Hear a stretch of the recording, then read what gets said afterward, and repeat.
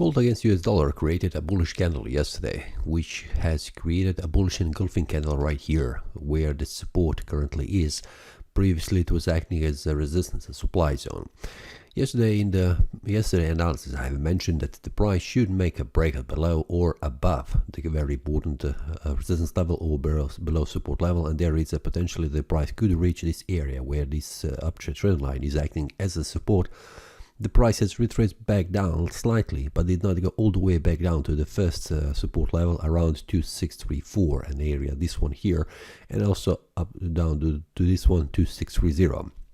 But the price managed to bounce back up, continue to make a bullish breakout above this resistance level 2653.45, which is a very important one, we can see that, and made a bullish engulfing candle, which is information for the bulls and also for the traders that the bulls are on the market and we can expect further rise in value. For now, we can see that the very important resistance level will be this one here, around 2672.30, where the price is currently heading, and then those are the levels that are very important.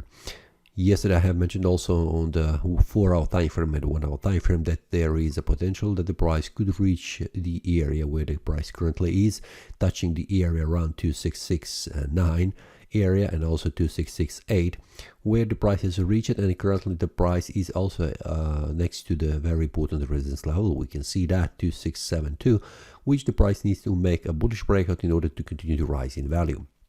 Now we can see that the next level is above 2736.97, which is the next supply zone, also the resistance.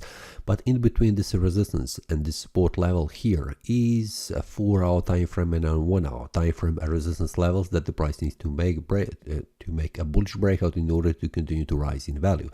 But also those are the targets for the price currently, like this one here, which is visible on the daily time frame 2672, which is the next resistance and also the target for the price right now. After the price makes a bullish breakout above these levels, we can see that there is also a space for the price to reach, but one step by step.